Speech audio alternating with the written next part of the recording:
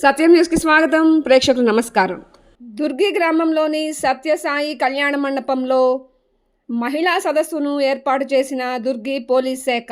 ఈ కార్యక్రమానికి Durgi MRO, MPDO, CI పాల్గొని ఈ కార్యక్రమాన్ని ఎంతో విజయవంతం చేశారు. ఈ కార్యక్రమంలో మహిళలు భారీ సంఖ్యలో పాల్గొన్నారు.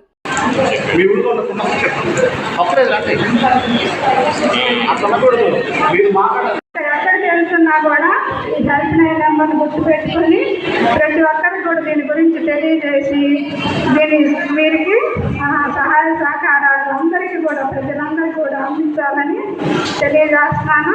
ఈ అవకాశం ఇచ్చిన అందరికీ కూడా మరియు థ్యాంక్స్ అందరికీ కూడా తెలియజేస్తాను.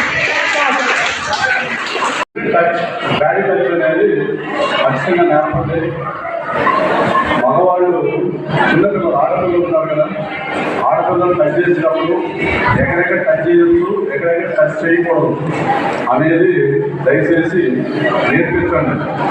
గుడ్ టచ్, బ్యాడ్ టచ్ అనేది నేర్పించండి.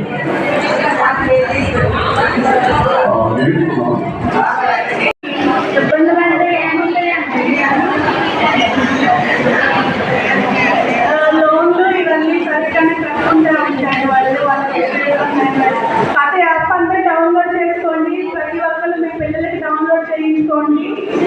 ఈ నెంబర్ ఒకటి గుర్తుపెట్టుకొని మీ పిల్లలు ఎక్కడికి వెళ్ళినా చెప్పండి, వాళ్ళకి ఇబ్బంది లేకుండా చూసుకోండి. Thank you sir. ఈ అవకాశం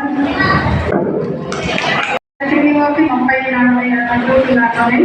అందరూ కూడా మహిళలు పెట్టినా వాళ్ళ పొదుపులు కట్టుకొని బ్యాంక్ వెళ్ళి పెట్టిన సేవింగ్స్ ఖాతాలో వారి అకౌంట్ ఖాతాలో పట్టుకోకుండా భద్రపరుచుకొని చక్కగా లోన్ తీసుకొని రికవరీ కూడా బాగానే చేస్తున్నారు. మన వల్ల ఎటువంటి ఇబ్బంది లేదు. ఇంకా అలాగే మన మహిళలందరూ కూడా మీటింగ్ వచ్చినందుకు సంతోషిస్తున్నాం. మీరైనటువంటి రాష్ట్రాన్ని మీరు జ్ఞాపకం చేసుకోండి.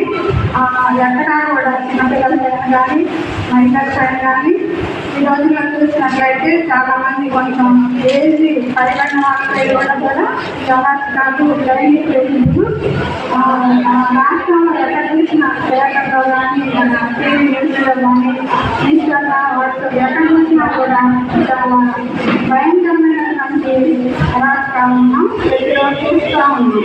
కానీ మనం ఏం చేయలేకపోతున్నాం, చూడలే కానీ.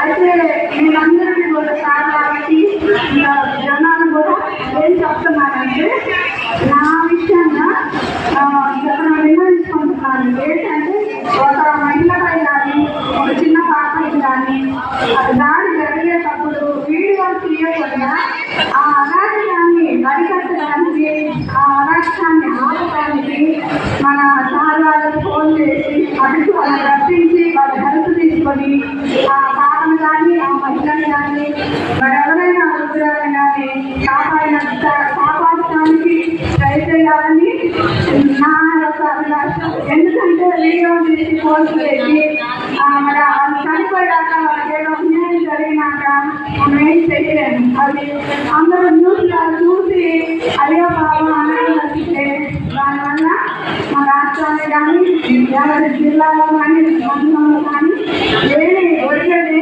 ఉండదు. కానీ అన్ని డిపార్ట్మెంట్లు మేము మోటివేషన్ చేస్తున్నప్పటికీ చాలా మంది 15-16 సంవత్సరాల పిల్లలకే చేస్తున్నాము. దాని గురించి మీరు బాగా ఆలోచించి ఇప్పటికే చాలా మోటివేషన్ అయ్యారు. అయినప్పటికీ ఇప్పుడు మనం నేర్చుకుంటున్నారు, మంచి పొజిషన్లో ఉన్నారు కాబట్టి అలా పైన కూర్చోగలిగారు. అలాగే మీరు కూడా మీ పిల్లల్ని వాళ్ళ కాళ్ళ మీద వాళ్ళు నిలబడేటట్టుగా మంచిగా చదివించి బాగా ఉద్యోగం వచ్చిన తర్వాతే వివాహాలు చేయాలని నేను ఆశిస్తున్నాను.